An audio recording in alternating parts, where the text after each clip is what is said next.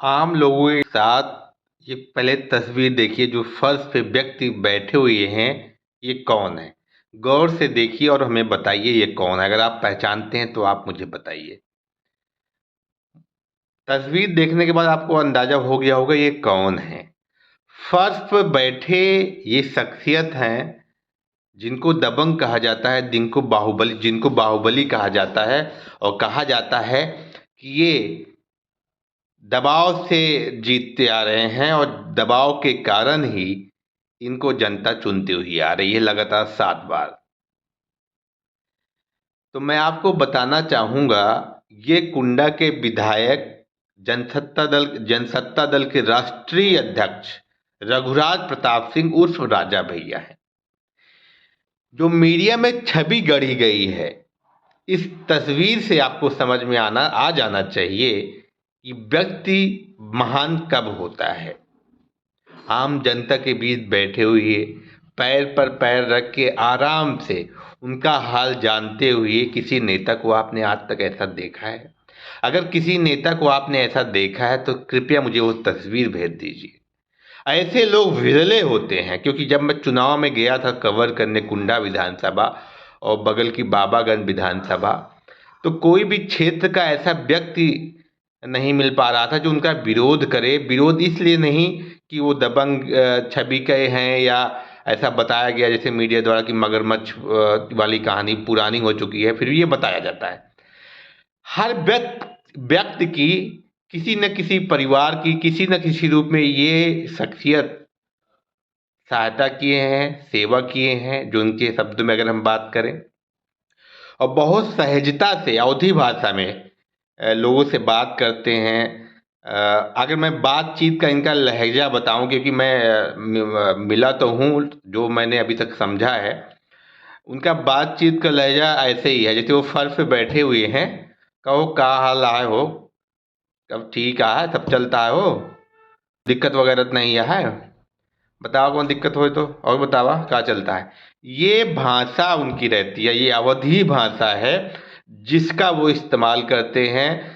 जिस भाषा को अभी आपने उनका वीडियो भी देखा होगा जिसमें काफ़ी वायरल हो रहा है कि वो अवधी भाषा को बच्चों से कह रहे हैं अगर सब लोग इंग्लिश बोलने लगेंगे तो अवधी कौन बोलेगा। वो बच्चों से कहते हैं ड्राइव करते हुए, गाड़ी रोक के वो बच्चों से बात करते हैं कि इंग्लिश ही सब बोलेंगे तो अवधी कौन बोलेगा। अवधी हमारी मातृभाषा है, क्योंकि प्रतापगढ़ और कुंडा ये अवध क्षेत्र में आता है, ऐसा कहा जाता है। तो और रघुराज प्रताप सिंह उर्फ राजा भैया जी दिनकर जी के बहुत बड़े प्रशंसक रहे हैं और हिंदी साहित्य और अन्य विषयों पे उनकी अच्छी कमांड है। मिलिट्री साइंस हो गया, इस विषय पे उनकी अच्छी कमांड है। और लेकिन सब कुछ संपन्न है, कोई कमी नहीं है। और लेकिन दुख सुख में लोगों की मदद करते हैं जो हो पाता है। मैंने वहाँ पे गया, गांव में ये पता चला कि किसी की बहन की शादी, किसी बेटी की शादी, ये तो आम बात थी। किसी के यहाँ थोड़ी भगवान न करे कोई दुर्घटना हो जाती है तो उनके यहाँ एम्बुलेंस भी खड़ा रहता है, लोगों की मदद करते हैं। ऐसा 403 मैं पत्रकार के तौर पे आपसे कहना चाहूँगा, जो मेरा अनुभव है पिछले 10 साल का, कि 403 विधानसभा क्षेत्रों में आप जाइए और ऐसा इनके अलावा कोई एक विधायक हमें ढूंढ के बता दीजिए जो इस फोटो में दिख रहा है इतनी सहजता से जमीन पर बैठकर जनता की फरियाद या जनता की बात सुन रहा हो। समानता असल में यही है। एक नेता तभी महान होता है जब बराबरी वाले के साथ कंधे से कंधा मिला के चलता है। और माननीय जो जनता इनको मानती है, माननीय कहती है, इनको जो है जन सुलभ नेता कहती है। अगर मैं बात करूं, चाहे बाबागंज विधानसभा की बात करूं, कुंडा की बात करूं, अन्य जगहों की बात करूं, तो जनता इनको बहुत जनसुलभ मानती हैं। हर व्यक्ति के पंक्ति के आखिर में खड़े व्यक्ति के यहाँ भी जाते हैं, अगर वो बुलाता है। दुख और सुख में वो शामिल होते हैं, लोगों की मदद करते हैं। तो जनता को क्या चाहिए? बेटी की शादी में मदद कर रहे हैं, इलाज में मदद कर रहे हैं, शिक्षा में मदद कर रहे हैं। जनता को और क्या चाहिए? बिजली पानी नॉर्मल चीज़ें हैं, चीज़ें मिल जाती हैं लोगों को। लेकिन ज़रूरत पे कहते हैं जो काम आता है वो भगवान समान होता है। ये मैं पत्रकार के रूप में मैं कोई तारीफ के पुल नहीं बांधने चाह रहा, लेकिन मैं इतना, जो मेरा अनुभव है, इतना कह सकता हूँ, यह व्यक्ति विरला है। यह व्यक्ति अपने आप में महान है या ऐसे व्यक्तित्व हर क्षेत्र में अगर हो जाएं तो जो हमारे समाज में कुरीतियाँ हैं वो खत्म हो जाएंगी।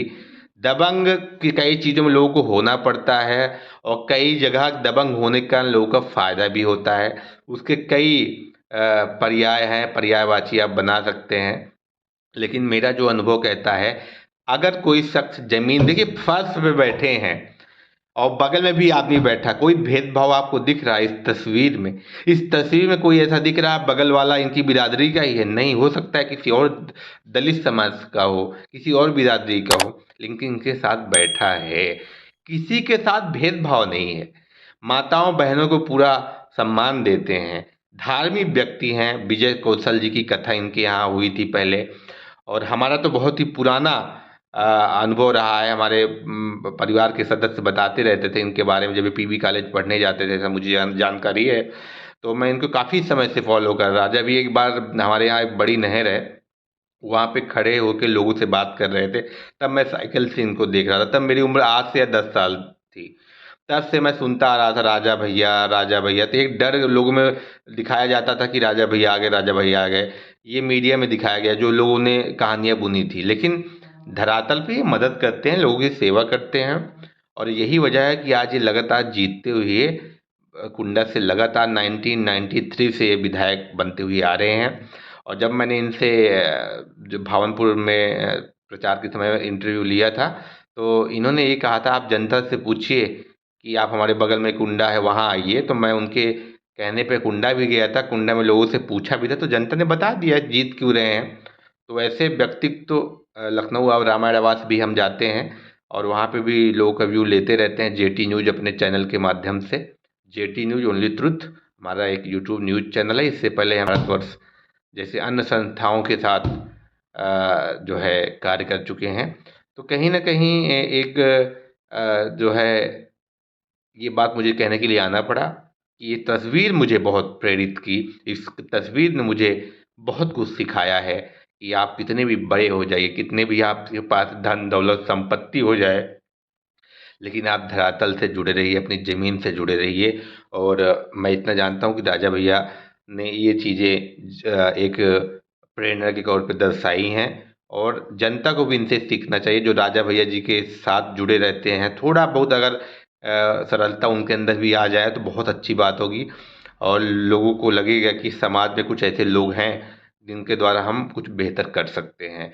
तो इसी उम्मीद के साथ कि आप लोगों को इसको प्रेरणा मिलेगी, चैनल को सब्सक्राइब कर दीजिए, शेयर कर दीजिए और ज़्यादा से ज़्यादा लोगों तक ये वीडियो पहुंचाइए, ताकि राजा भैया के बारे में लोग जो भ्रांति फैली है, आपका कर्तव्य आपके क्षेत्र के राजा जो राजा भैया हैं, नाम राजा भैया प्यार से कहते हैं लोग, लेकिन कर्म उनके जो हैं बहुत ही महान हैं।